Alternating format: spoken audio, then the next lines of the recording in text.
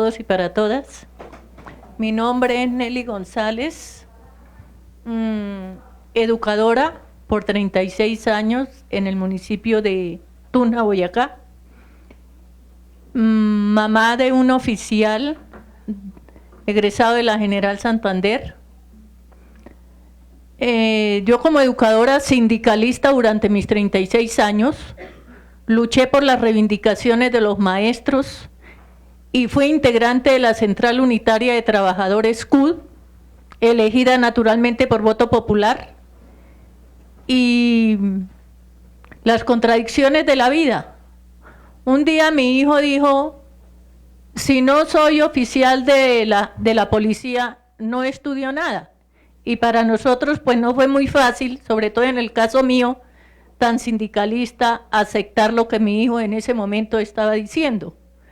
Pero naturalmente que a mis 3 hijos se les respetó lo que ellos quisieron estudiar.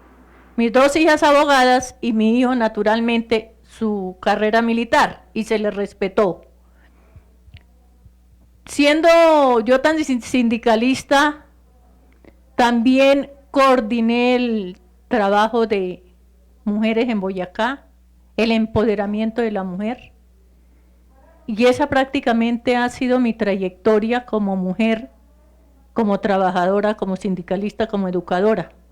Y más adelante, naturalmente, que sigo comentando toda mi experiencia que sufrí y por el cual fui víctima, y fuera de ser víctima, sufrí el desplazamiento por ser mamá de un oficial. Gracias. Buenas tardes para todas y para todos. Mi nombre es Luz Marina Bernal. Soy una de las madres de Soacha. Soy madre de Fair Leonardo Porras Bernal, el joven con discapacidad. Bueno, hoy queremos compartirles a ustedes lo que tuvimos que compartir en La Habana con nuestros victimarios, diríamos así.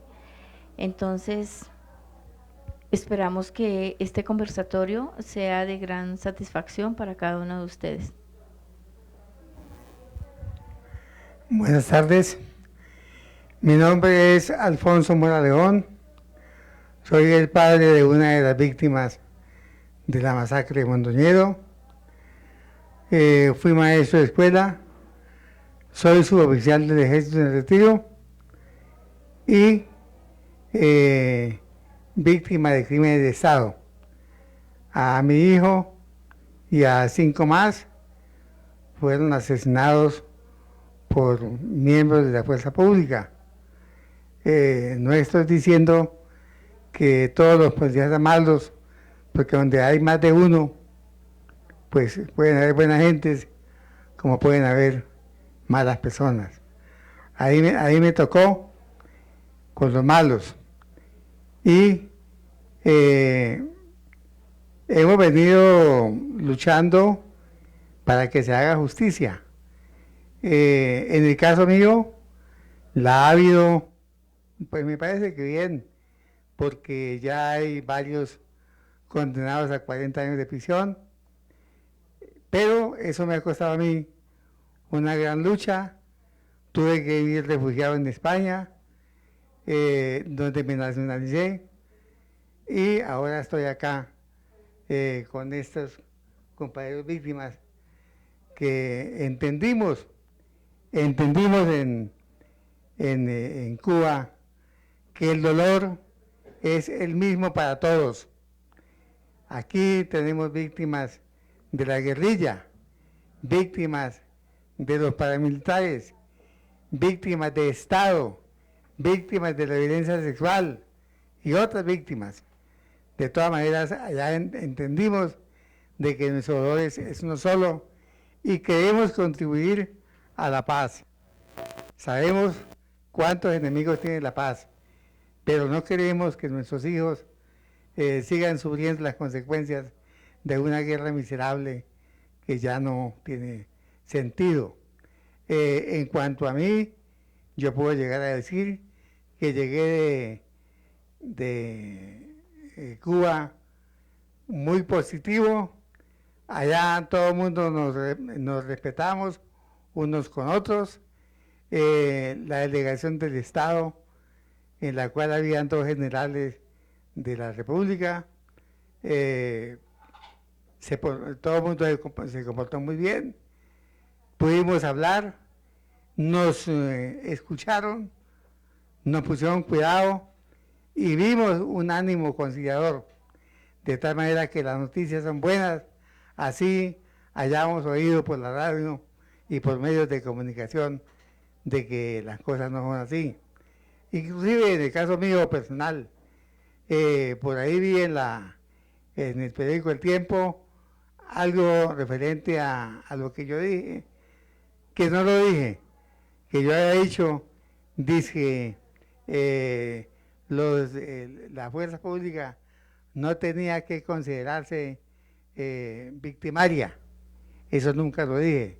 Lo que dije era que cuando un militar obra dentro de la ley, no tiene por qué andar detrás de fueros militares para que se incluyan delitos que no son del resorte de la fuerza pública.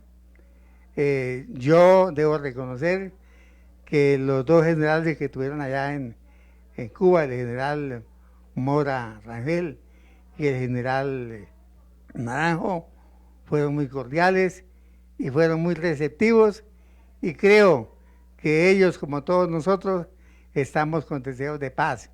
Queremos la paz, queremos que se acaben estas cuestiones de la violencia. Y le pido a los medios de comunicación que no pongan en boca de nosotros las cosas que nos hemos dicho, porque a mí se me llamó que había pasado de victimario a víctima. Yo no he sido victimario.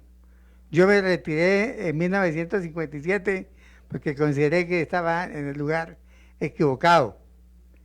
Pero jamás nadie puede llegar a perseguirme a mí porque cometí algún crimen. Mi nombre es claro, Alfonso Mora León, suboficial en retiro, y no le estoy huyendo a nadie, estoy poniendo la cara frente a frente. Jamás he sido victimario. A la guerrilla les pedí, en este fuero que hubo, les pedí que pongan en libertad a esas personas que tienen retenidos con el nombre de prisioneros de guerra, y a la fuerza pública les pedí que hay que depurar la fuerza pública, hay que limpiarla, porque hay mucha cizaña, hay elementos que no merecen estar dentro de la fuerza pública. Y también les pedí que haya un cese bilateral al fuego, porque si yo estoy disgustado con mi vecino y me quiero amistar, lo primero que tengo que llegar es bajarle al tono, saludarlo, hasta tener el valor de hablar con él e inclusive pedirle perdón. Pero no es con la pelea, no es con el asesinato, no es con la violencia que podemos seguir. Muchas gracias. Hola. Buenas tardes, yo soy María Eugenia Cruz Alarcón. También fui una de las mujeres que estuvo en La Habana. Allá nadie fue en representación de ninguna organización. Fuimos en representación de nuestra propia historia, y seguramente que no íbamos a desaprovechar ese espacio para llevar nuestras propuestas. Yo fui a hablar de violencia sexual, un delito del que nadie quiere hablar, y para mí fue un espacio muy importante. En algún momento les voy a contar cuál fue la experiencia. Yo quiero darle las gracias a ustedes por venir acá, por escucharnos. Quiero invitarlos a que sean multiplicadores también de esta experiencia, porque lo que está pasando en La Habana es una parte del proceso. La parte más fuerte y la parte que de verdad nos va a llevar a los mejores resultados es esta. Todo lo que podamos hacer aquí. Entonces, yo agradezco mucho al Centro de Memoria que nos den esta oportunidad, y también les agradezco mucho a todos ustedes por venir. Buenas tardes. Mi nombre es José Antequera Guzmán. Yo soy hijo de José Antequera Antequera, que era dirigente nacional de la Unión Patriótica y del Partido Comunista. como estamos solo en presentación, pues diré que me place mucho estar aquí con todos ustedes, también con Alejandra Gaviria, que es compañera mía en la organización de hijos. Podría haber ido ella a La Habana y no yo. En todo caso, creo que este podría ser un panel muy amplio con mucha gente. Es un privilegio poder estar aquí compartiendo la experiencia que para mí es un privilegio haber podido tener por la escogencia que se nos hizo para ir a Cuba y extenderles un mensaje que ojalá ustedes puedan extender también y que no sean los mensajes tontos que se difunden por Twitter últimamente los que marquen el ambiente de un debate y de un mensaje histórico que no se puede reducir de ninguna manera a una polémica simplemente. Ustedes han trabajado durante muchos años, muchas veces de manera colectiva, otras veces de manera solitaria, por reivindicar lo que sus familiares eran o fueron, la injusticia, el olvido, la impunidad en la cual han estado muchos de los casos por los cuales ustedes trabajan. Muchos llevan más de 10 años en esta tarea y la pregunta para ustedes es, ¿qué significó haber podido ir a La Habana, a los diálogos de paz, después de tanto tiempo sin reconocer sus historias, sus experiencias y el trabajo que ustedes habían hecho o han hecho durante todo este tiempo? Podemos cambiar un poco el orden para que vamos variando, entonces si quiere puede empezar Luz Marina. Bueno, primero les decía yo a las personas que nos acompañaron que agradecieran que nosotros no sufríamos del corazón, porque para nosotros fue una sorpresa inmensa de que hubiéramos sido elegidos a un proceso, como dijo Alejandra, histórico, que esto no se había visto nunca en ningún país. Entonces fue supremamente importante para la lucha que nosotros llevamos, porque realmente las ejecuciones extrajudiciales o lo que llamamos nosotros falsos positivos, eso nunca se había oído hablar de estos crímenes. Se había hablado de desaparición forzada, de tortura, de violaciones sexuales, de secuestros, de reclutamiento de menores y de muchas cosas más, pero nunca se había hablado de un falso positivo. Entonces, esta fue una de las oportunidades muy importantes, ya que, como dije allá en la mesa de La Habana, yo vengo a representar a miles de madres, de esposas, de hermanas, que a nivel nacional han venido sufriendo esta criminalidad que es histórico y que nosotros les decíamos, se tiene que reconocer estos crímenes históricos que son graves y que han dañado totalmente a un núcleo familiar donde en un comienzo se rechazaba la denuncia, donde no creían y simplemente eran señalados que pertenecían a grupos insurgentes, pero entonces cuando pasó lo de mi hijo en el 2008, que él fue desaparecido y después se le imputa el cargo de ser el jefe de una organización narcoterrorista, y como les decía yo en la mesa, ustedes señores creen que un joven de 26 años, un niño en un cuerpo grande, ya que su mentalidad llegó solamente hasta los 9 años, que no sabía leer ni escribir, ni siquiera identificar el valor del dinero, con una discapacidad en su brazo y pierna derecha, podría ser el jefe de alguna organización a margen de la ley o liderarlo? Yo creo que no. Y de esta manera ser señalado de pertenecer a estos grupos, yo decía, es algo tan terrible lo que están haciendo y los grandes montajes que han venido haciendo en las regiones con indígenas, campesinos, gente afro. Entonces no cabía el ser positivo un crimen de estos. Entonces creo que fue de la única forma que se les pudo decir la verdad, y también es el espacio que no fue interrumpido, porque tenemos que decir que en nuestras marchas como víctimas, ya sea de la problemática que queramos visibilizar o exigir o denunciar, nos callan, nos entorpecen el proceso. Allí no, allí hubo un respeto, nos escucharon dignamente y creemos que nuestras exigencias, nuestras propuestas que se colocaron en la mesa sean positivas, pero fue un espacio para nosotros,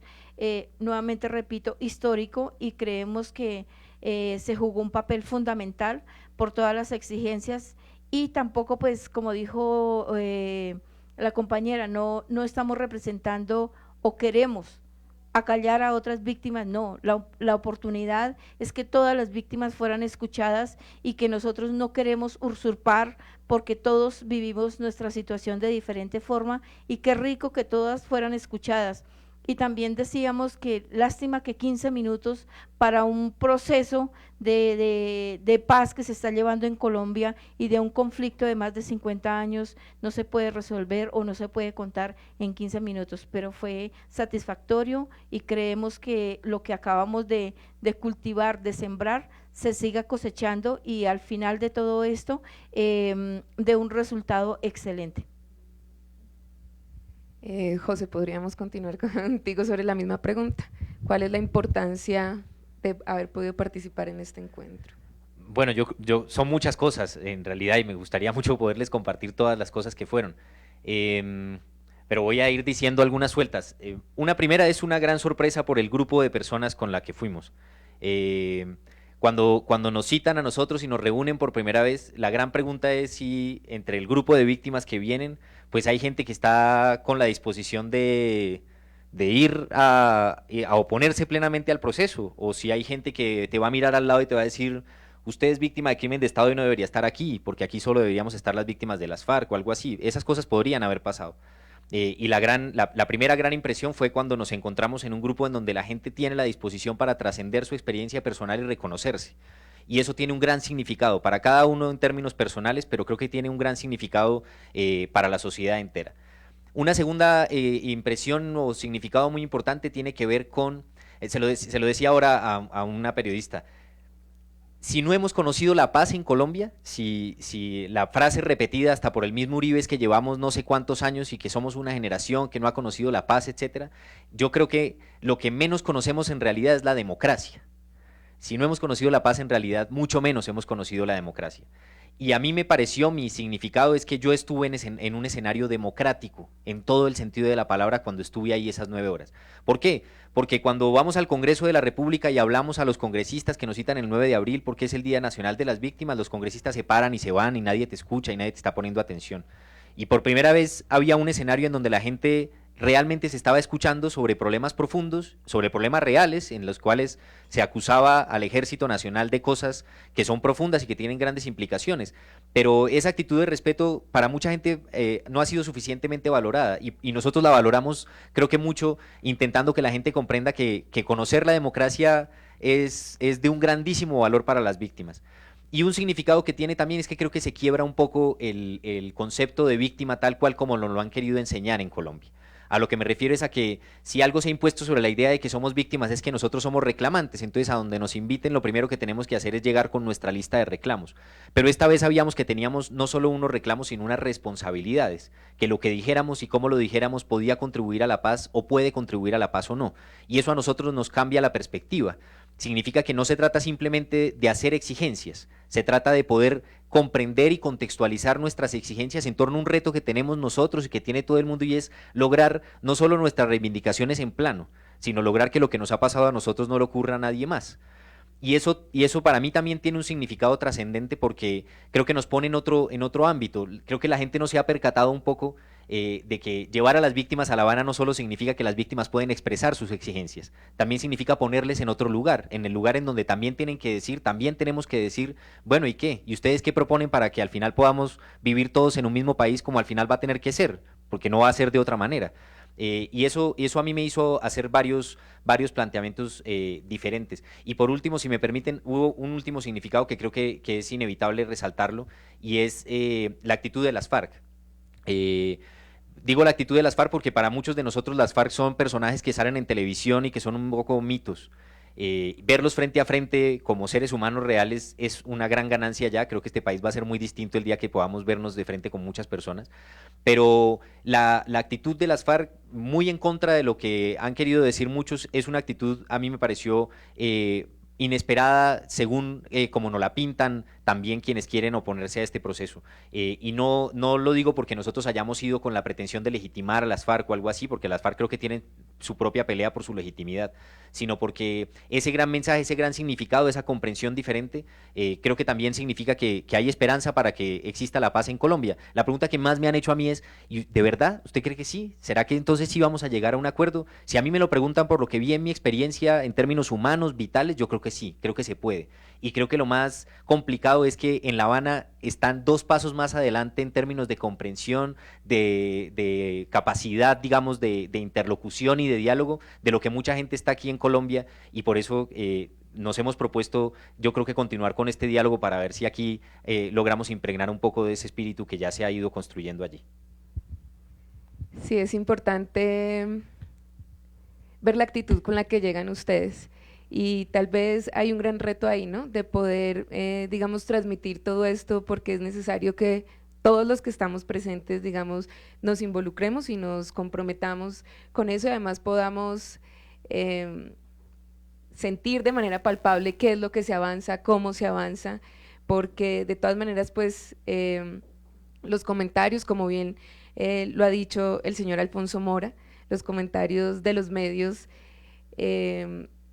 no han dado relevancia a nada o a casi ninguna de las cosas que ustedes han comentado acá.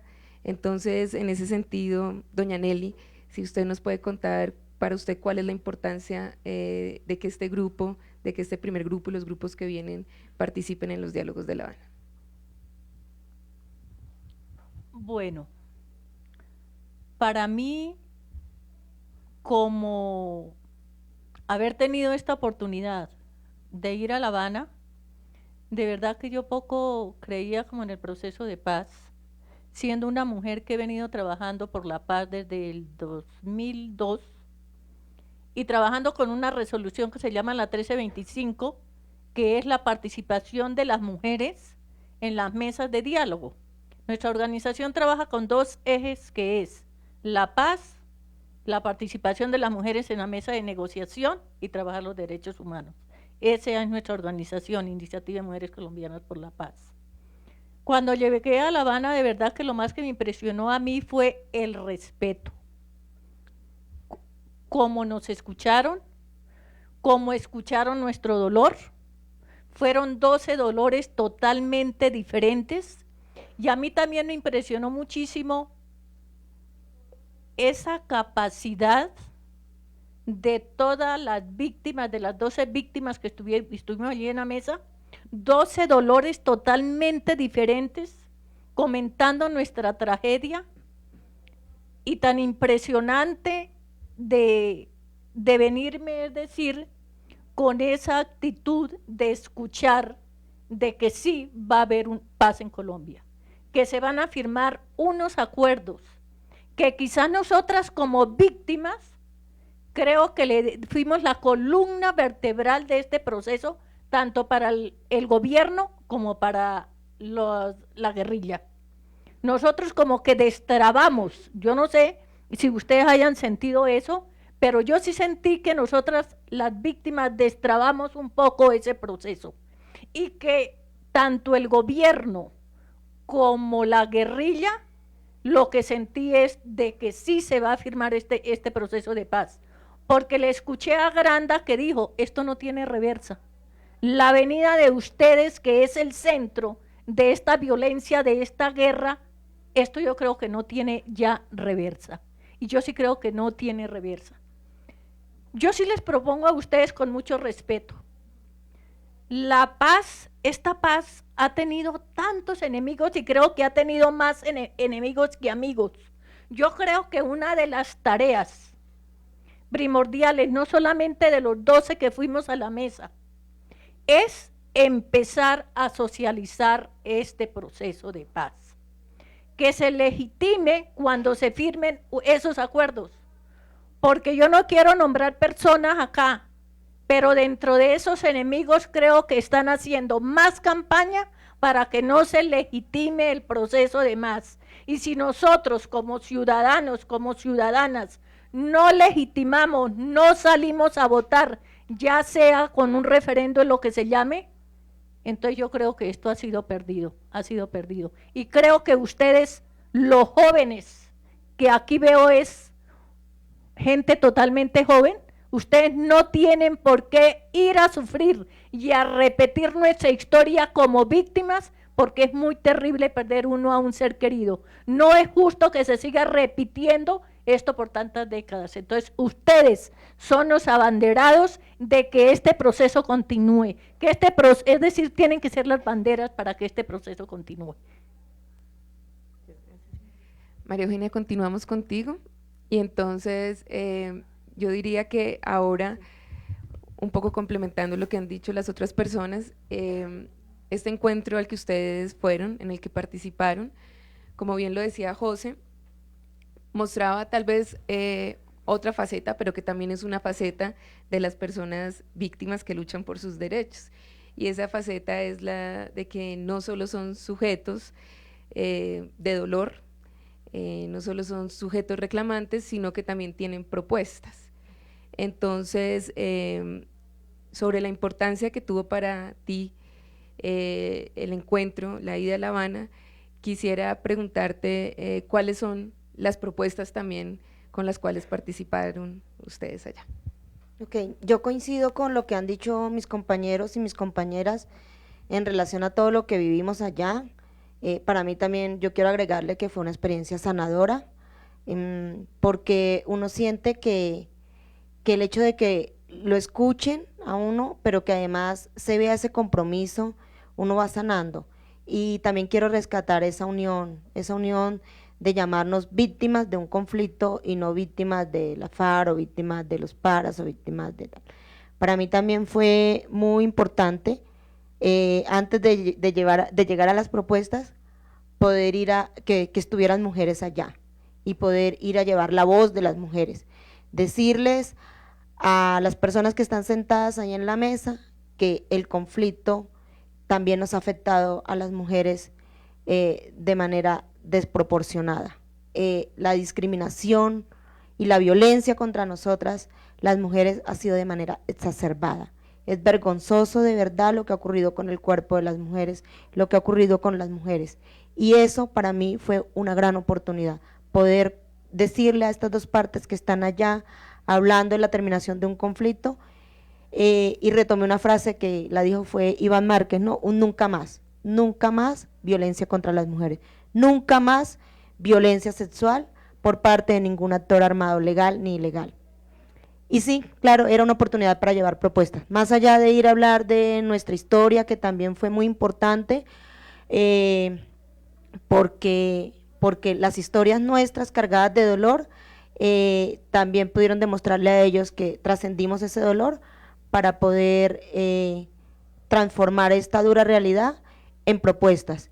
Y a mí también me han atacado por los medios porque en alguna entrevista que hice dije, vi caras que se conmovían cuando escuchaban nuestras historias, y fue cierto.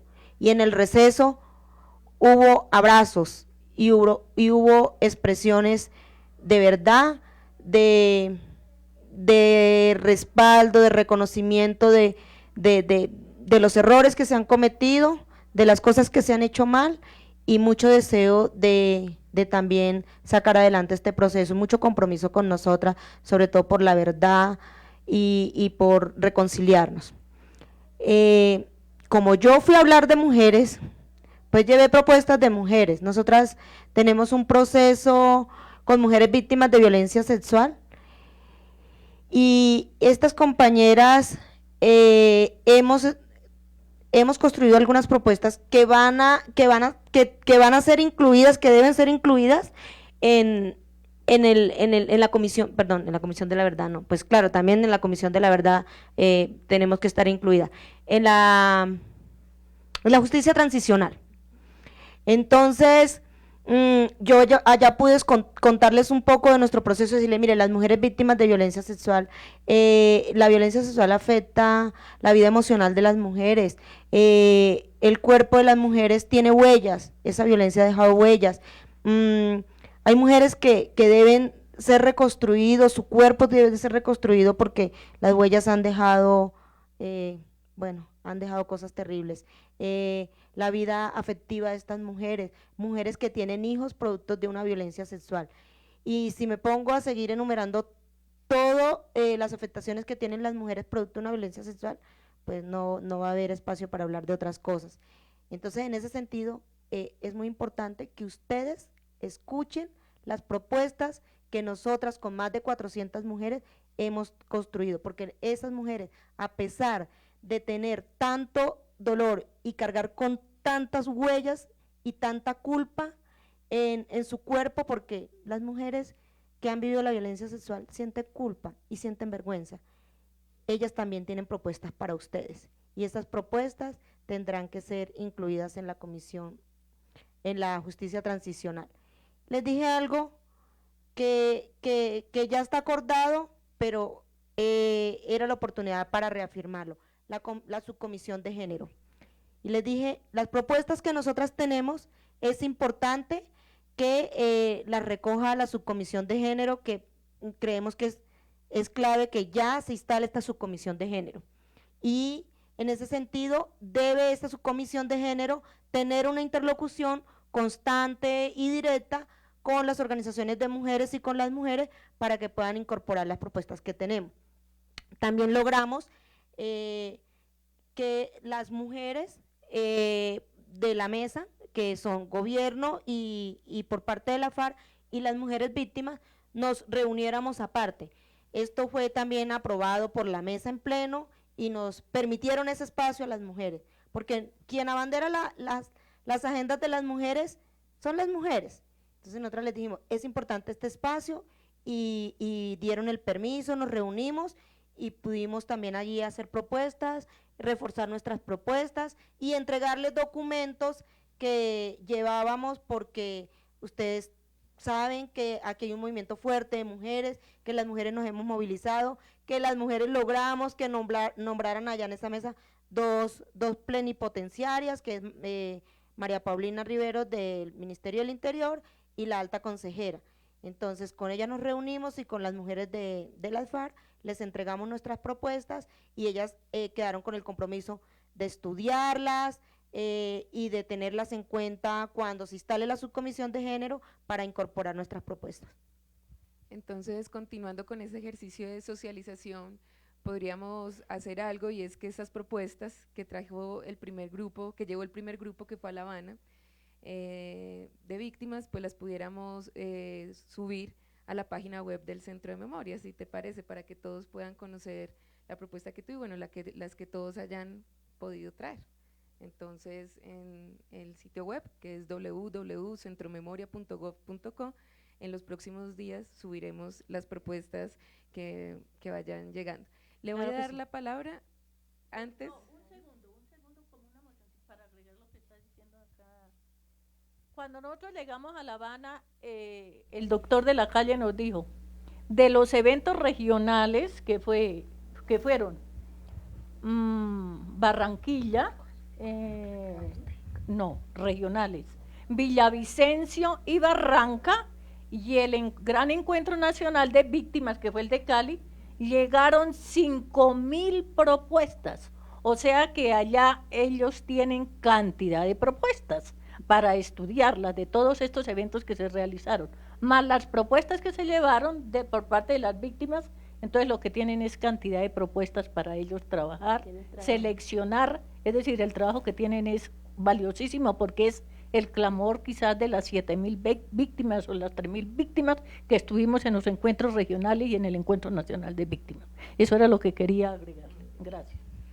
Antes de abrir el micrófono, don Alfonso Mora, nos gustaría que usted nos contara, para usted, qué importancia tuvo este encuentro. Han hablado de sanación, han hablado de compromiso con la paz, han hablado de un espacio de respeto, de solidaridad.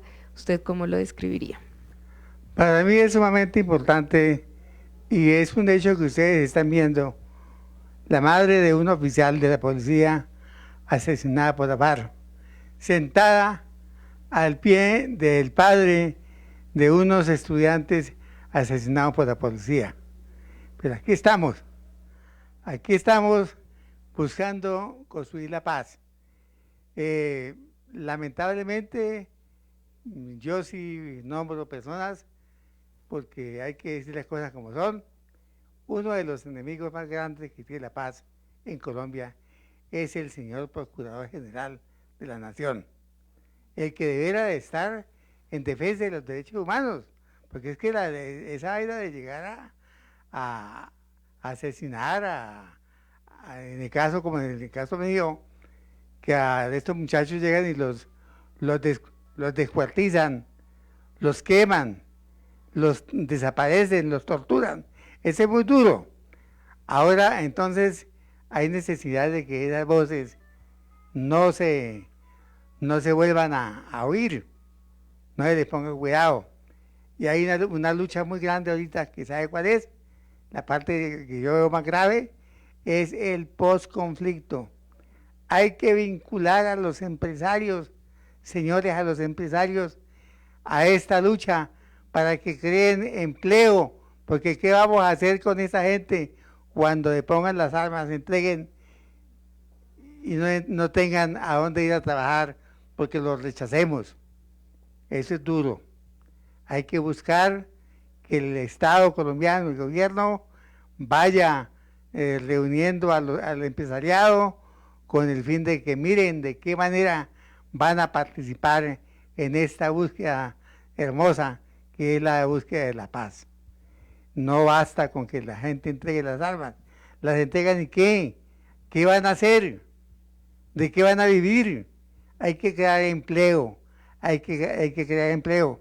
Hay que dejar el odio, y si alguno de nosotros podemos darle trabajo a un paramilitar, a un guerrillero, a un expolicía que quiera trabajar de buena fe, hay que darlo sin odios, porque es de la única forma como la paz es posible, y una paz verdadera, es decir, una paz cimentada sobre el deseo de que sea cierta.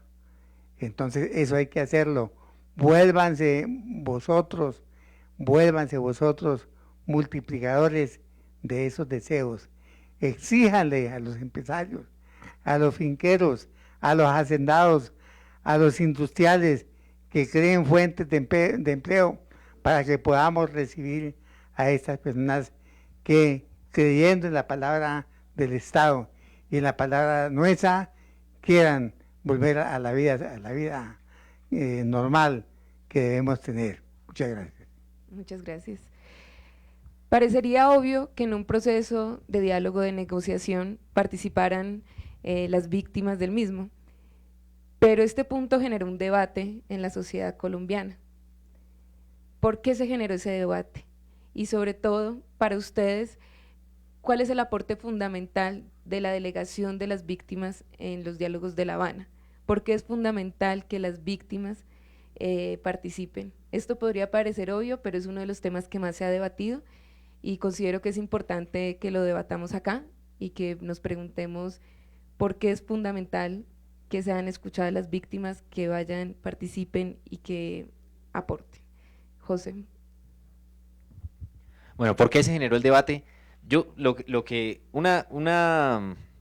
una de las cosas que me parecían a mí importantes plantear en La Habana y pues es en general un criterio para plantear en todos los espacios que hablamos de estos temas, es que el conflicto armado, la violencia política, los crímenes de Estado no solamente han dejado un saldo trágico que uno puede medir en cifras de víctimas.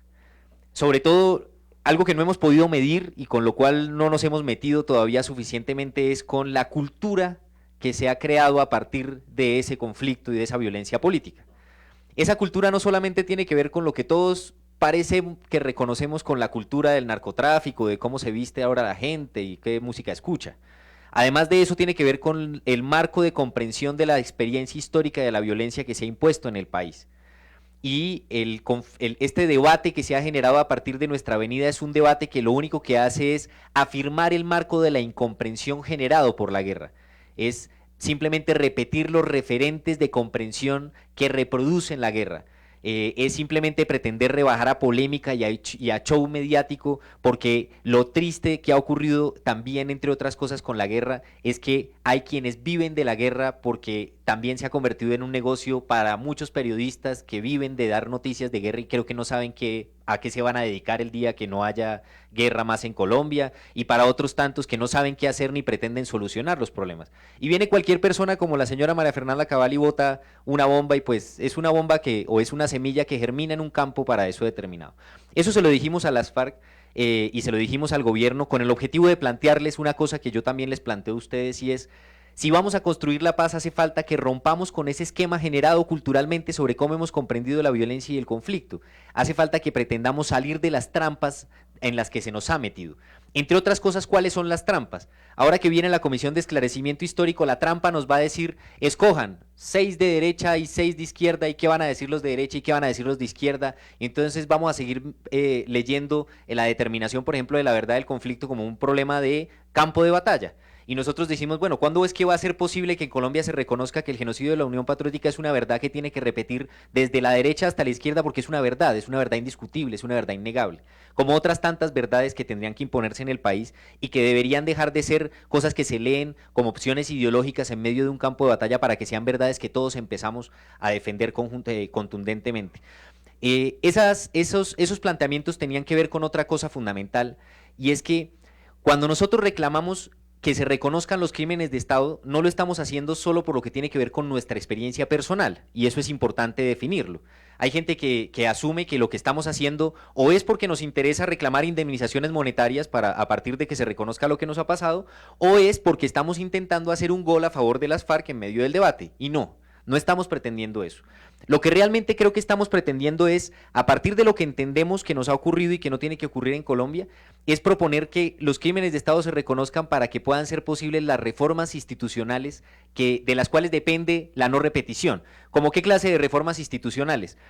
Hoy en día las Fuerzas Armadas funcionan aún aplicando la doctrina de seguridad nacional, que considera enemigos potenciales peligrosos, subversivos, a los pueblos que se movilizan exigiendo sus derechos. Si no cambia esa doctrina de seguridad nacional, nadie va a tener no repetición, ni los de derecha, ni los de izquierda, ni ustedes, ni nosotros, ni nadie. Hoy, cuando una población se moviliza, lo primero que recibe es al ESMAD y no la interlocución válida con el gobierno. Y si no se reconoce esa realidad, tampoco nadie va a tener no repetición. Y entre otras cosas, hoy tenemos un presupuesto militar que significa que nuestro país tiene una economía de guerra que no puede continuar existiendo si el país pretende abocarse a la paz. Nosotros queremos un presupuesto distinto para que haya, pues, lo básico. Esto parecen, fábulas repetidas una y otra vez: mayor educación, mayor salud, mayores oportunidades, y no mayor cantera para que los jóvenes se vinculen a la guerra como la única opción. Y eso significa que también reivindicamos el derecho a no prestar servicio militar obligatorio, nosotros y todos los jóvenes en Colombia, porque se supone que a eso venimos. O sea que esas propuestas que se plantearon allí, vale mucho la pena repetirlas en otros escenarios, porque esto no lo hemos dicho pocas veces, pero lo vamos a seguir diciendo. Lo que le ha pasado a las víctimas le ha pasado al conjunto del país. A mí no me pasó solamente que asesinaran a mi padre. Ninguno de ustedes puede votar hoy por la Unión Patriótica. Y no pueden votar hoy por la Unión Patriótica porque la Unión Patriótica sufrió un genocidio que me violó a mí mi derecho, pero a ustedes les violó el derecho a participar democráticamente también, ¿sí? Y eso que ha afectado el sistema político, eso que nos ha pasado a todos como sociedad, es lo que está en juego con el proceso de paz. No simplemente la legitimidad de las FARC, o lo que pueda ganar las FARC, o lo que pueda ganar el gobierno, o la legitimidad del gobierno. Lo que estamos intentando hacer por todos los medios es que la sociedad comprenda que este proceso de solución política es una oportunidad histórica para nosotros y nosotras, para que se resuelva una deuda histórica que es con nosotros, para que se hagan cambios que tienen que ver es con nosotros, independientemente de otras consideraciones. Doña Nelly, ¿para usted por qué era fundamental la participación de las víctimas y por qué considera que se abrió este debate frente a esa participación? Para mí es importante la participación de las víctimas porque primero, antes de ser víctimas, pues somos ciudadanas. Y somos ciudadanos y ciudadanas naturalmente de derechos. Y queremos que se nos sigan reconociendo nuestros derechos como ciudadanas. Porque yo recuerdo cuando fui desplazada, que fui en el 2001, llegué a Bogotá y a mí me daba pena decir que era desplazada. ¿Por qué? Porque era totalmente estigmatizada. Es diferente que ya hay una ley que es la 1448 y que se le ha dado empoderamiento a las víctimas, que se le ha dado un reconocimiento a las víctimas. Pero en el momento en que yo fui desplazada, y que vi tantos desplazados, que me encontré aquí con tanto maestro desplazado, principalmente de los Santanderes, que los vi pasar hambre y que a uno le daba pena ir al ministerio a decir soy desplazada. Entonces yo creo que es importantísimo, porque, por eso repito, antes de ser víctimas, somos ciudadanas y ciudadanos de derechos. Entonces es importantísimo la visibilidad que debemos tener todos los 7 millones de víctimas de este país que ha dejado este conflicto. Antes quiero darle la bienvenida a Janet Bautista.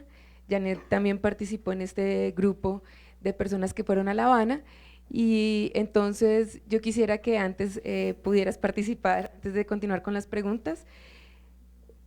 Tal vez hemos hablado ya de varias cosas, pero quisiera preguntarte, para ti, ¿por qué fue trascendental esta participación de la primera delegación de las víctimas en La Habana? ¿Y cuáles son los mayores retos que ves en este proceso y las perspectivas con los otros grupos que vienen? Bueno, ojalá no se me olvide ninguna de las preguntas. Buenas tardes y disculpen la llegada tarde. Fue trascendental porque hemos luchado durante 26 años por el caso de Nidia Erika Bautista, mi hermana, y por el caso de Cristóbal Triana, mi compañero, que fueron desaparecidos en 1987 por ser militantes del M-19. Y no hemos encontrado ni verdad, ni justicia, ni reparación durante todos esos años. Entonces yo quería preguntarle a los militares dónde estaba Cristóbal, y quería que me dieran una respuesta o que hicieran un compromiso como una muestra de voluntad política de que realmente esa es la paz que nos merecemos las víctimas. Y quería también contar la historia de mis padres, y que comenzó desde la época de la violencia, cuando Domitila y Alfonso se conocieron, siendo ella enfermera de un hospital en Cúcuta, curándole las heridas que la llamada violencia le había causado a mi padre después de más de una docena de balazos en Cúcuta y de 18 puñaladas en Chocontá, un pueblo que era conservador y él era liberal. Entonces, y quería hablar de las desapariciones forzadas, de las mujeres que acompañamos, de cómo hemos luchado todos estos años por ser una reserva ética de la sociedad, porque no se repita lo que en Guatemala y en El Salvador, o porque si se repite, nosotros hayamos hecho un camino para la verdad y para la memoria que nos lleve en el futuro a encontrar lo que se llama la justicia de las generaciones, que no es ni la justicia jurídica ni la justicia penal, sino la justicia que se asume desde otros ámbitos. Entonces, eso fue trascendental para mí, por eso pienso que el reto fue trascendental también por todas estas personas que están sentadas aquí, por la calidad humana, por la gente sencilla que viajó, porque nuestro mensaje, aunque no nos pusimos de acuerdo desde el comienzo, era no estamos en dos bandos, y la paz es importante para nosotros como una paz distinta a la cesación de las balaceras. Y el reto creo que es el referendo, el reto creo que es construir el camino y el clima para que el referendo sea por el sí a los acuerdos. Nosotros no podemos cometer el error de Guatemala ni el de Uruguay. Nosotros tenemos que trabajar para eso, con las uñas, con la carne, con lo que tengamos, y todos los que estamos aquí sentados vamos en esa dirección, y fuimos a llevar propuestas, porque llevamos junto con 18 organizaciones de familiares que nos reunimos el 1 y 2 de julio, 3 propuestas, una de una subcomisión de la verdad, llevamos el mandato, la composición, a quién iba dirigida, y el mandato y la propuesta de un mecanismo de verificación para buscar los familiares, los desaparecidos, inclusive los secuestrados, la gente que ha caído en toma de rehenes, los muertos en combate, bajo el derecho internacional humanitario. El protocolo 1 permite que las partes, una vez cesen las hostilidades, adopten compromisos de entregar información y hacerla llegar a las familias sobre todas estas personas desaparecidas y víctimas de desaparición forzada. Esa fue nuestra propuesta y eso es lo que yo creo que es el reto. Gracias. Muchas gracias, Janet. Vamos a continuar con las preguntas.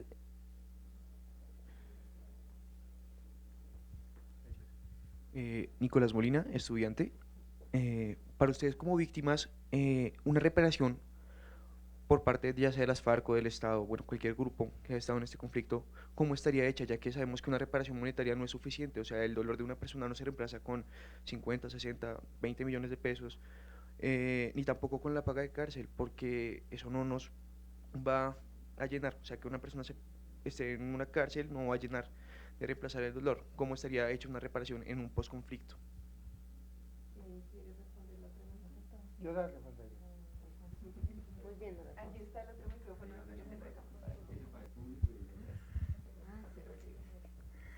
Yo considero que una reparación, en este caso, más que llevar a una persona a encerrarla 40 o 50 años, sería ordenarle que construya escuelas, que repare una carretera, que haga un centro de salud, que haga una obra que le sirva a toda la gente, a todo el pueblo, y que a esa obra se le coloque el nombre de las víctimas en memoria de ellos. Esa sería para mí, en vez de una persona de 40 años en la cárcel, que haga una escuela. ¿Qué tal yo mirando de pronto un salón de clases que diga salón de clases masacre de Mondoñedo? Para mí sería eso más reconfortante a que me fueran a dar 1.000 millones de pesos o lo que sea, porque por lo menos ahí habría un rechazo a ese crimen que se cometió. Entonces, esa sería mi manera de pensar de una reparación. Más que la cárcel o que el dinero, que se hagan obras públicas que sirvan a todos.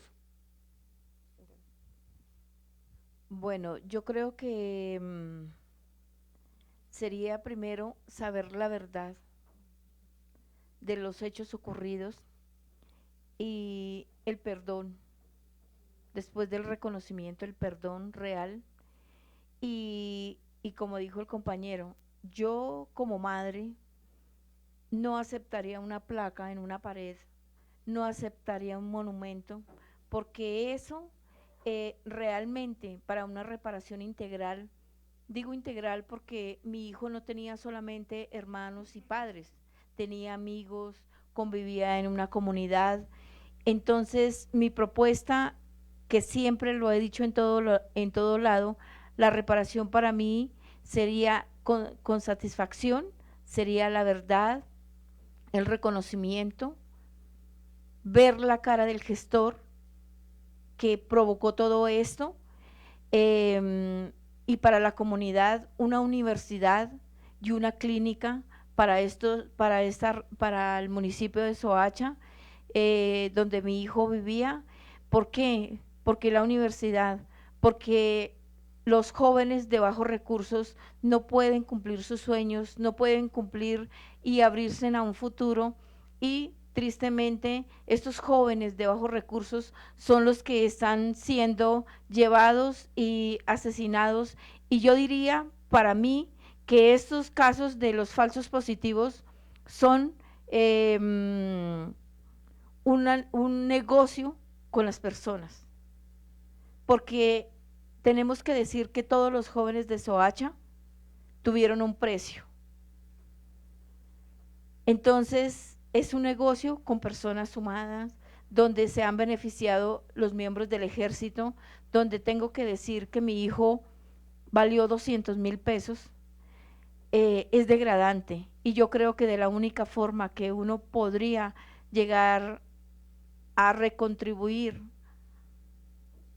en el sitio donde mi hijo vivía sería con una clínica para las familias menos favorecidas y una universidad para que los jóvenes tengan el proyecto que en el futuro de lo que van a hacer. Entonces sería eso, no económicamente, porque nadie nos puede recuperar con dinero ni con oro la vida de nuestros hijos, no nos pueden traer. Entonces creemos que el dinero no nos va a sufragar, no nos va a llenar el dolor causado, el daño físico y psicosocial que nos han causado. Ay, bueno, qué pena con ustedes. Quería agregar otro poquito. Alejandra preguntaba que por qué las víctimas en el proceso de paz, en la participación en La Habana, es fundamental, porque yo no entendería cómo un gobierno y unos grupos insurgentes podrían llegar a acuerdos de un proceso de paz si aquí las afectadas somos las víctimas. Y eso siempre lo habíamos reclamado nosotros, de que en el proceso de paz, si algún día se fuera a llevar, tendría que jugar un papel fundamental tanto los hombres como las mujeres, y sobre todo las mujeres, porque en este país ha sido un botín de guerra. Entonces, a nosotras nos hemos sido rechazadas desde mucho antes de nacer por el solo hecho de ser mujer. En las regiones, para nadie es un secreto que hay bases militares americanas que están prostituyendo a las niñas desde los 6 años, donde ellos llegan con una inmunidad que no se pueden tocar. Entonces creemos que a nosotras las mujeres nos han arrebatado a nuestros padres, a nuestros hijos, a nuestros esposos. Entonces sí era fundamental que nosotras las víctimas jugáramos un papel efectivo en las propuestas, porque los más afectados somos nosotros. Incluso yo los invité a empezar a destejer una guerra que ha causado daño por más de 50 años, que nosotros como víctimas empezaríamos a tejer perfectamente una paz para nuestras generaciones que vienen detrás, porque Colombia es un país maravilloso y creo que vale realmente el esfuerzo que estamos haciendo por lograr una paz digna para ellos. José y María Eugenia, si les parece, escuchamos la siguiente pregunta y comienzan ustedes.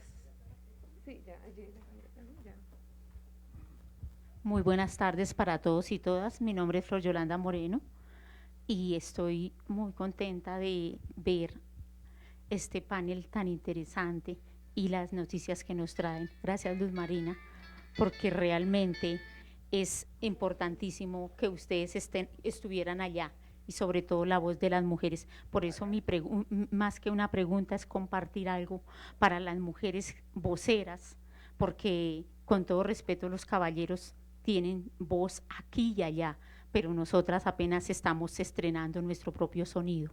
Por eso les quiero compartir este poema que escribí para las mujeres. Ciudadana. Ciudadana es la política impresa y dibujada con alma de mujer que no se impone sobre la piel. Ciudadana, las luchas de las voces en decadencia gestan invisibilización de las otras voces. La juventud ciudadana corre por las venas queriendo contaminarlo todo con afecto. La profundidad de tu mirada solo es comparable con el fondo de tus ideas y la extensión de tu palabra. Con destreza plasmas todo en el alma. La alegría de niña que hay en cada mujer que exhibes sorprende en el tono de la voz. Asumiste el reto, transformar la esperanza. Lo político, lo mítico y lo humano desde la sencillez del trabajo.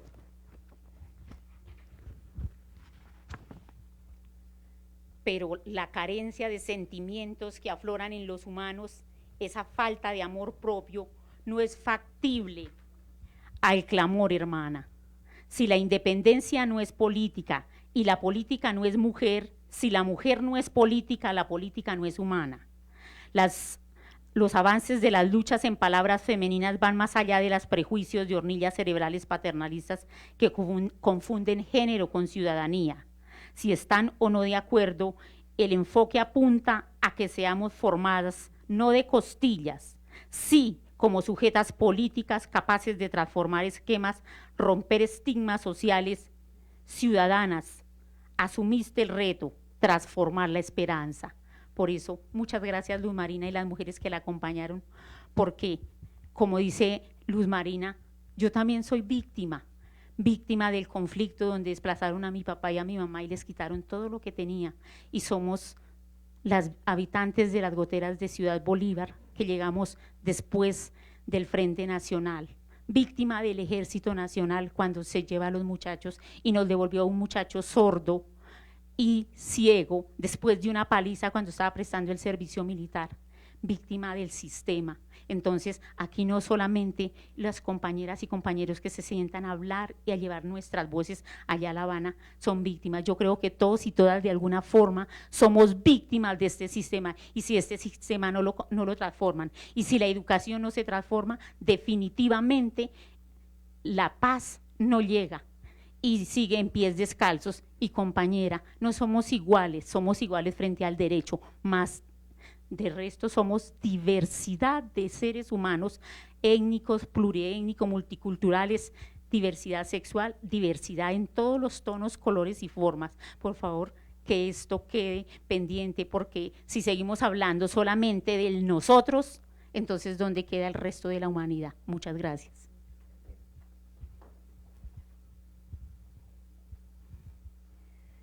Buenas tardes, mi nombre es Cindy Ariza, yo soy periodista de RCN La Radio, agradeciéndoles por permitirnos también participar de este encuentro y para que nos ayuden a comprender la importancia y lo histórico del encuentro que ustedes sostuvieron allí con las partes en La Habana, cómo fueron esos ejercicios de perdón que quedaron allí planteados en cada una de las partes sin importar cuál era el hecho victimizante. Muchas gracias.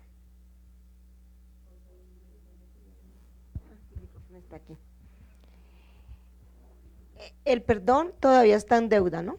Porque sabemos que esto es un proceso y que también el hecho de pedir perdón es una deuda que todavía está ahí presente, y que nosotras aceptemos también ese perdón, pues también es una aceptación personal de cada una. En ese sentido, todas coincidimos en que estamos dispuestas a perdonar, pero para eso es necesario que se nos cuente la verdad, que se nos reconozca como víctimas, pero desde la dignificación, desde lo que hemos sufrido, y en ese sentido creemos que el perdón, desde mi propia opinión, el perdón es un proceso en el que tenemos que seguir trabajando.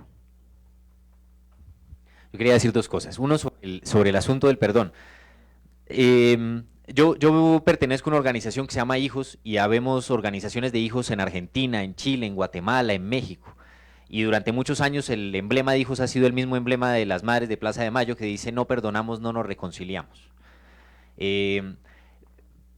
Pertenecer a ese debate o dar ese debate en Colombia, para mí ha significado una reflexión sobre lo que significa esa consigna de nuestros compañeros en América Latina. Y creo que yo a este punto he llegado a la conclusión de que si realmente queremos alcanzar, entre otras cosas, la solución política del conflicto, deberíamos entender que el perdón es parte de una noción particular del mundo que no necesariamente todos compartimos. Pero de lo que se trata es de que hablemos de las consecuencias de ese término, sea lo que sea que signifique. Entre esas, las verdaderas manifestaciones de reconocimiento, entre esas, las reformas que acompañan los reconocimientos para que no se crea que este deja de ser un conflicto político y se convierte en un conflicto personal o un conflicto que se resuelve en el ámbito meramente sentimental o de las buenas voluntades, porque aquí hay de fondo un conflicto político. Y eso me lleva a hablar de lo segundo, y es que una de las cosas que nosotros estamos diciendo muy contundentemente es que cuando a mí me llevan a La Habana, me están llevando como hijo del asesinado 721 de la Unión Patriótica. Me están llevando como hijo de una persona que es víctima no del asesinato de su padre, sino víctima de un crimen de Estado ejecutado sistemáticamente y de un genocidio en últimas. Yo no existo para la ley de víctimas, Iris. El hecho de que se diga que la ley de víctimas por primera vez reconoció a las víctimas de agentes del Estado puede ser una gran ganancia según tu concepción, pero para el movimiento de víctimas de crímenes de Estado y para las víctimas del genocidio contra la Unión Patriótica, eso puede significar un retroceso, porque nuestra demanda por el reconocimiento del carácter sistemático de los crímenes de Estado puede terminar cayendo en una reducción, que es la idea de que nosotros somos víctimas con ocasión del conflicto armado interno, y no es así. El asesinato de mi padre se produjo no con ocasión del conflicto armado interno, sino utilizando el conflicto armado interno como excusa, porque había antes de mi padre, durante la existencia de mi padre y posterior a la existencia de mi padre, un plan para cercenar la democracia colombiana. Un plan que generalmente ha argumentado la existencia del conflicto armado interno, pero que en últimas ha tenido por objetivo pararse en ese conflicto, alimentarlo con tal de mantener el sistema político ahí cerrado, en donde se reproduce una vez el mismo poder, otra vez con la misma gente bajo los mismos esquemas.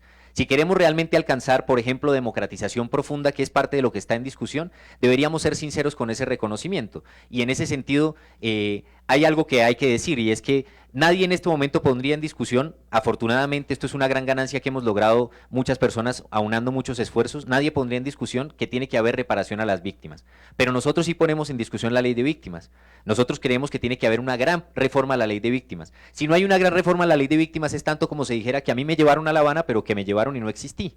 Y no se trata de eso, porque la ley de víctimas no me reconoce mi existencia, ni en la mía, ni en la de mis compañeros, ni en la de mi generación en términos mucho más profundos, y tampoco reconoce otras tantas cosas que tienen que pasar en Colombia, como que lo que queremos es que en los campos sean los protagonistas de la producción los campesinos y no las empresas multinacionales que sean privilegiadas para el uso y usufructo de la tierra. Esas tantas discusiones están ahí vigentes, y sería muy bueno y muy valioso que la unidad de víctimas y todo el mundo comprenda que la discusión es profundísima. Es decir, para nosotros no se trata de que ahora todo cambie para que todo siga igual, sino que hagamos una discusión para que realmente hayan los cambios que no han podido existir. Entre esos, lo que no se pudo resolver, entre otras cosas, porque parece que hay una especie de concepción ciega, sorda, acerca del hecho de que existen los crímenes de sistema, existen los crímenes de Estado, y no solamente un conflicto armado interno que ha significado efectivamente muchos hechos, muchos acontecimientos que son muy dolorosos, muy trágicos, pero que no pueden significar que se desconozca que aquí hay un fondo político que excede en mucho esa confrontación armada. Muchas gracias, José. Aquí hay otra pregunta. Buenas noches, Zair Bru, docente de filosofía. Quiero retomar de pronto un ejercicio de reconciliación con el tema de Sudáfrica, donde se adelantaron proyectos productivos, donde estos proyectos productivos fueron liderados por víctimas y victimarios.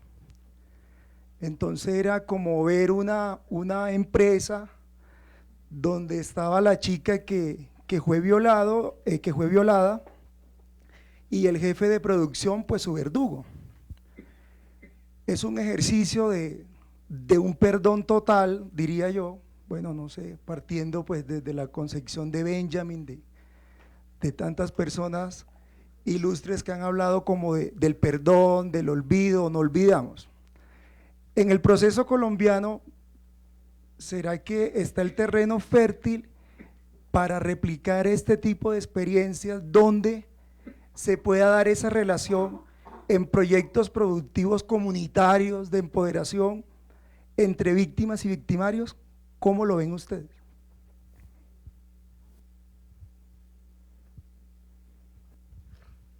¿Quién va a dar la pregunta? Hágale, Yane. La pregunta es cruel, pero tiene respuesta. ¿Por qué me miran a mí? No, yo honestamente en La Habana dije muy claramente que yo no podía perdonar mientras los victimarios siguieran vigilándonos en la salida de la oficina o alrededor de nuestras casas, en los carros sin placas, a la hora que llegan los niños, mientras nuestros hijos siguen en el exilio una y otra vez, repitiéndose la misma historia, mientras no seamos dignificados verdaderamente como nos merecemos y como se merecen las generaciones futuras. Se requiere un mensaje de verdadera voluntad política, de querer cambiar. Se necesitan ya no más palabras sino hechos, Yo no creo que haya un terreno fértil para una experiencia de ese tipo, para una empresa donde víctimas y victimarios, porque todavía hay demasiadas violaciones de derechos humanos sobre las mismas personas que las vivieron y las vivimos en el pasado, y ha sido muy extendida. ¿Y cómo reconciliar lo que nunca ha estado conciliado? Pasamos por encima de la violencia política, por la violencia de los años 60 y 70, y hasta la actualidad la ley de víctimas no respondió por el paradero de los desaparecidos. Hay miles de restos en las bodegas de almacenamiento de la Fiscalía sin un nombre y sin un apellido, mientras los niños huérfanos se volvieron niños de la calle porque no soportaron la ausencia de su padre, o mujeres durmiendo con sus niñas desplazadas por buscar a sus seres queridos en el piso. Bueno, tanta pobreza que rodea a nuestros familiares, nuestra gente, que es difícil mientras los testigos de los casos son perseguidos por ayudar a buscar la verdad, mientras los militares sigan teniendo el pacto de silencio para no hablar de las desapariciones de los 70, de los 80, de los 90. Entonces yo creo que hay que trabajar muchísimo más para que en el futuro, como hicieron las madres de la Plaza de Mayo, tengamos una sociedad que mira en las telenovelas, en la televisión, lo que pasó en la Guerra Sucia, que lo canta en las canciones, que lo vive en los poemas, que está en las placas en el piso, como en Alemania, donde vivieron los desaparecidos y de donde fueron llevados. Tenemos que vivir todavía mucho más unas condiciones de dignidad para las víctimas, ojalá para todas, porque en esta pequeña delegación obviamente no cabe tanto dolor, tanta dignidad y tantos hechos como han ocurrido en nuestro país. Entonces somos una generación, bueno, yo ya soy abuela, pero la generación de José y de todos los jóvenes que están aquí, pues tiene un rol tremendo. Lo que se pasó en Argentina lo hizo la juventud y lo sigue haciendo la juventud. Entonces siempre hemos dicho que la memoria es el camino para todo lo que nos ha hecho falta durante todo este tiempo. Muchas gracias. En la perspectiva un poco de ir cerrando, les quisiéramos preguntar a todos qué opinan sobre la metodología que se ha desarrollado, que se está desarrollando para este punto sobre las víctimas. Van a ir 4 visitas con 12 personas que han sido víctimas. Esto funciona, esto es representativo, cuáles son los retos entonces para las próximas delegaciones que van a La Habana, y cómo proponen ustedes también trabajar este tema ya que tuvieron la experiencia. Pues la verdad que sí funciona. Creo que más allá de opinar nosotras, creo que lo pueden decir ustedes porque han escuchado nuestra experiencia. Claro que sí, es muy positiva. La forma como han escogido la participación allí, creo que ha sido la adecuada, porque algunas personas decían no, que tiene que ser solo los que están en la mesa de víctimas, y no puede ser así porque no se pueden excluir. Las víctimas somos una sola, y sabemos que allá hay un actor armado de la FARC al que es a quien han querido como hacer más visible, pero también está la representación del gobierno y del Estado. Entonces, en ese sentido, también es una muestra representativa de unos actores que han generado un conflicto. Faltan, ya lo decía don Alfonso, faltan los empresarios, faltan los países que han financiado la guerra, faltan también otros actores allá que han estado financiando y apoyando la guerra. Entonces creo que no vamos a poder cumplir ni de aquel lado ni de este lado.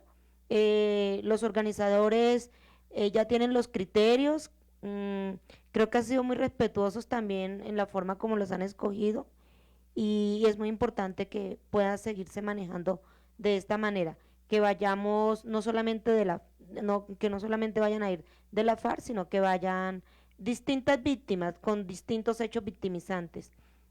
¿Qué más? ¿Cuál era la otra pregunta? No, sobre la metodología. Ok, sí, la metodología, la verdad es que la metodología es la adecuada, porque nunca vamos a estar conformes, los que nos quedamos, siempre vamos a decir, la verdad es que yo quiero estar allá, o hay algunos que han dicho, yo no quiero ir allá. Entonces, la responsabilidad que la carguen los organizadores, nosotros no.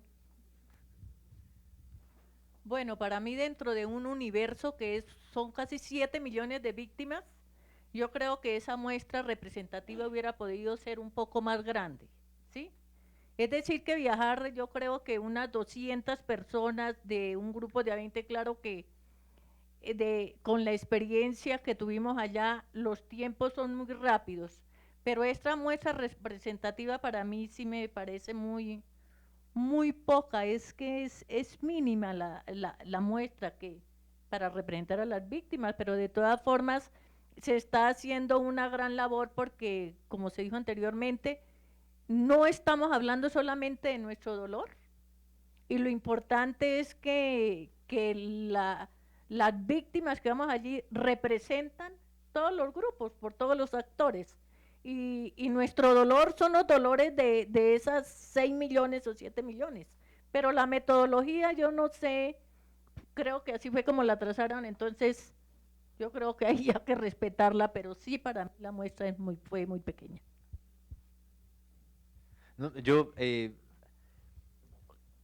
que se trata de pensar exactamente en el objetivo de este momento.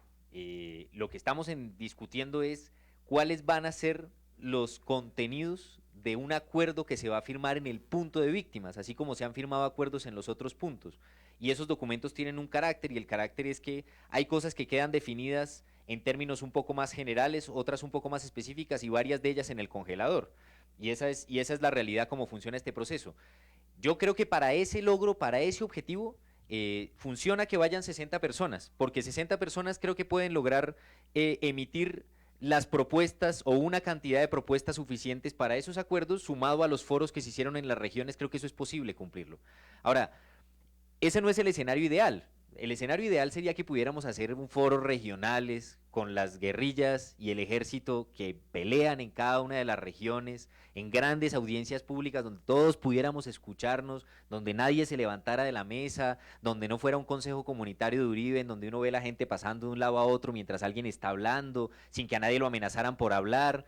Pero ese no es el escenario, no es el escenario, sabemos todos por qué circunstancia. Y creo que en ese sentido, lo que también nos dice un poco esta metodología es que es penoso que no podamos tener un proceso más profundo en este instante, pero creo que ese es uno de los compromisos que hemos asumido, y es que nosotros entendemos que la participación, el debate con la participación de las víctimas no acaba aquí, que en lo que esperamos sea un momento posacuerdo, haya unos momentos en donde muchas víctimas, todas las víctimas del país puedan plantear de cara al conjunto de la sociedad, de cara a las FARC, de cara al gobierno, de cara al ejército, etcétera, que puedan plantear sus diferentes demandas, reivindicaciones, historias y experiencias, porque lo que está como una gran deuda histórica que nos trasciende a nosotros como víctimas es el reconocimiento de la nación colombiana, que la guerra no nos ha permitido ver, y que la violencia política ha directamente pretendido que no veamos. Y yo creo que esa es una gran lección. Sin embargo, no le doy crédito a los que dicen que 15 minutos no son suficientes o que 9 horas no son suficientes.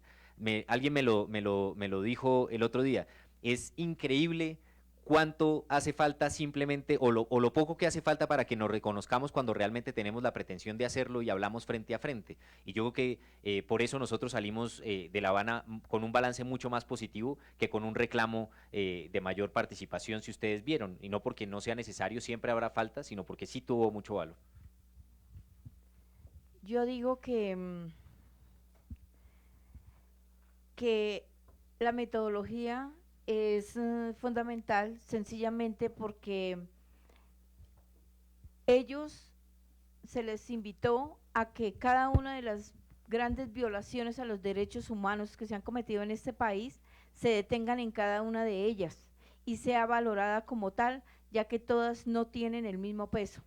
Es fundamental analizar y concientizarse de cada una de los hechos cometidos, analizar por qué la desaparición forzada, ¿Por qué las víctimas aún llevan más de 30 años y no han sabido dónde están sus familiares? ¿Por qué el reclutamiento de menores? ¿Qué tienen que ver los menores en este conflicto armado? ¿Por qué el secuestro? O sea, eso se tiene que valorar uno a uno. Entonces, de esta manera, creo que se podría llegar a saber realmente qué fue lo que pasó. Pero vuelvo y insisto de que en la mesa, ahí sí como dicen, las 24 horas hubieran representantes de las víctimas para que se pueda llegar a un acuerdo conjunto y exigir los propios resultados de estas negociaciones. Entonces, yo diría que eso, lo que nosotros iniciamos fue un proceso de inicio y alguien tenía que dar el primer paso. Y así como nosotros hemos sido censurados por, como dijeron, vendepatrias, no. Así hubiéramos sido nosotros los elegidos o otras personas, les hubiera sucedido lo mismo. Pero entonces yo creo que, vuelvo e insisto, sería importante que nos tuvieran una sillita ya como para saber cuáles son los acuerdos y cuáles son los análisis que están llegando ellos a cada tema. Desafortunadamente el tiempo se acaba y tenemos que ir cerrando la conversación. Entonces yo quisiera que ustedes fueran los que terminaran con las conclusiones de estos conversatorios, de este conversatorio del día de hoy. Evidentemente están cumpliendo un papel fundamental, es transmitir algo que es súper importante para este país. Ustedes han participado de eso y en ese sentido estas últimas palabras tendrían que ver con, digamos, con los retos y con los compromisos de esta sala, de ustedes y de nosotros, todos los que construimos este país para continuar con este proceso de paz. Entonces la idea sería que cada uno comenzara. ¿Quién quiere empezar? ¿Janet? Don Alfonso. Bueno, yo empiezo por pedirle a todos y todas que luchemos porque la paz se consiga, que el odio que de pronto hemos albergado se acabe, porque no podemos seguir así. Ya ustedes han visto el ejemplo de los que estamos acá sentados, que estamos hablando el mismo lenguaje, entonces hablemoslo todos en busca de la paz. Bueno, muchachos y muchachas, ahora la tarea también les corresponde a ustedes, hay que hacer más pedagogía. Esto que ustedes han escuchado aquí, hay que hacerlo en la casa, en la universidad, en el trabajo, en todas partes, en el Transmilenio, en todos lados. Hay que seguir hablando de este proceso, de lo importante que es. Y sabemos que hay un sector muy chiquito que se opone a esto, pues nosotros nos encargaremos de contrarrestar esto haciendo pedagogía. Hay una tarea muy grande y es la refrendación de los acuerdos. No sabemos si es referendo, no sé cómo es. Yo quiero aprovechar para contarles una cosa chiquita.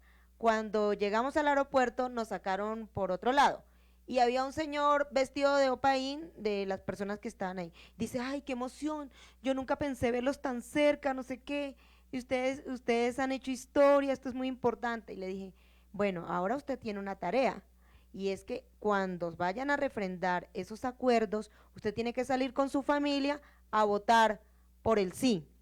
Entonces, esa es la tarea, es un compromiso grande, nosotras seguiremos haciendo esta tarea en la medida en que nos den oportunidad de seguir contando nuestra experiencia.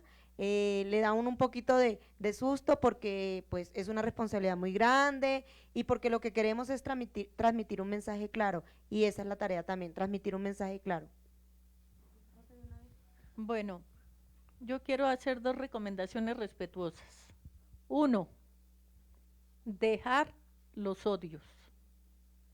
Y 2, hacer la gran pedagogía del referendo para decirle sí a estos acuerdos.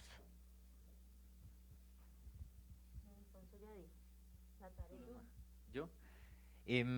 Pues es que voy a decir lo mismo, pero de otra manera. No, pero sí voy a decir algo, y es, en últimas, cuando nosotros nos hemos preguntado sobre nuestra propia vida y sobre nuestra propia experiencia, ¿qué sentido ha tenido tanto sufrimiento nuestro y el sufrimiento de nuestras familias y lo que realmente hemos vivido? A mí me parece que hay una realidad, y es que en el mejor sentido de la palabra y sin pretender rebajar de ninguna manera el carácter injusto de lo que ha pasado en Colombia, los muertos, los desaparecidos, las personas que han tenido que sufrir toda clase de violaciones a los derechos humanos, encuentran sentido en nuestro país si son capaces, si nosotros somos capaces de convertirlos en el gran argumento para la paz. Hay en cambio quienes pretenden que las víctimas seamos un argumento para la guerra, entre ellos fundamentalmente el presidente Uribe, que pretende todo el tiempo sacar el argumento de que las víctimas somos el argumento para la guerra, y otros tantos que le hacen el juego pensando que eso quizás arma una polémica que de pronto da mucho rating. Pero esto es un tema serio.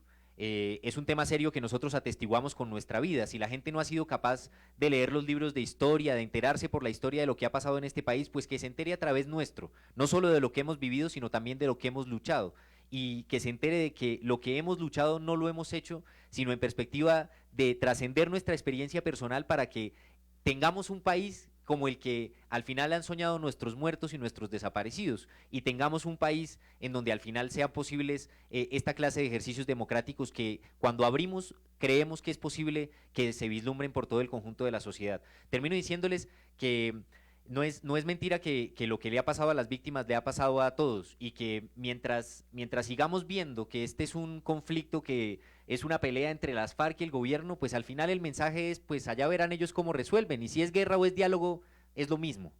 Mientras sigamos teniendo esa comprensión de que se trata de un asunto entre ellos, pues cualquier manera o cualquier método de solución tendrá validez.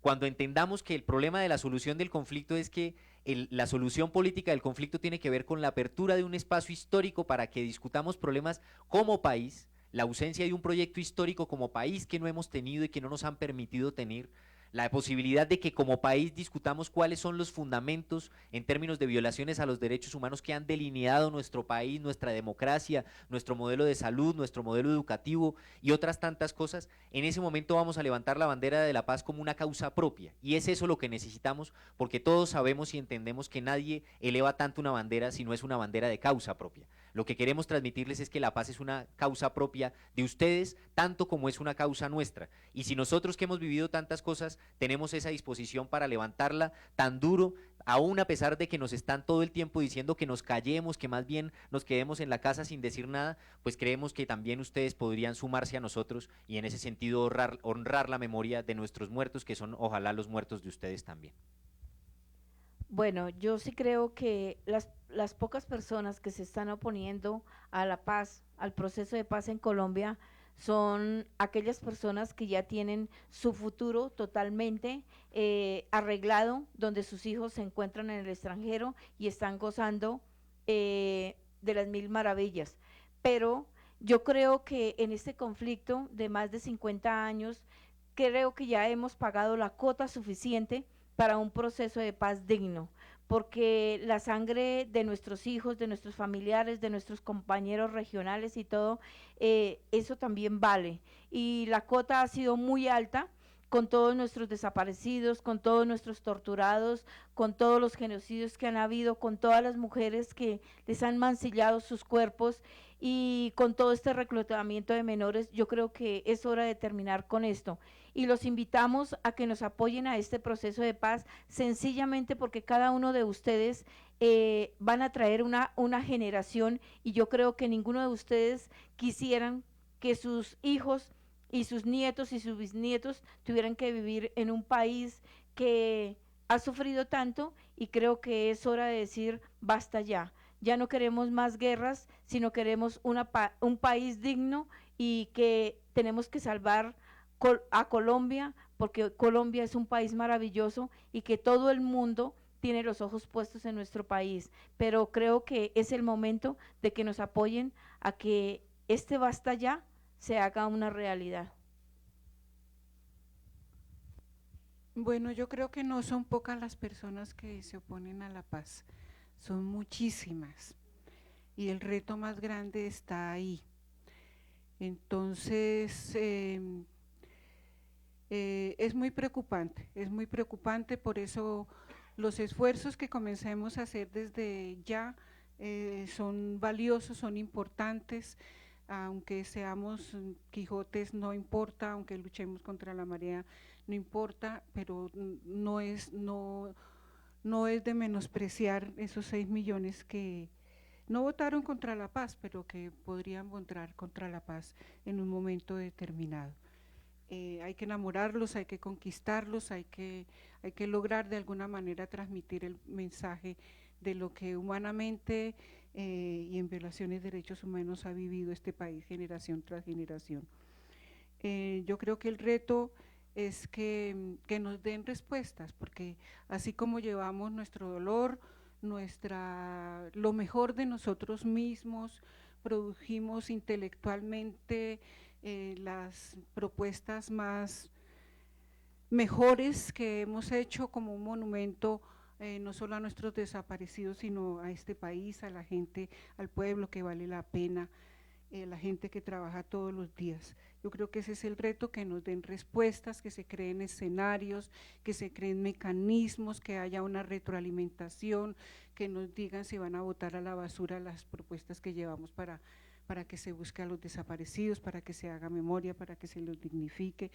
Y es importante que el país escuche a las víctimas en su sencillez, en sus vulnerabilidades, sí, sobre todo en su elementalidad, pero creo que podemos ser una lección de dignidad para Colombia y ojalá que entre todos podamos construir el sueño de la paz.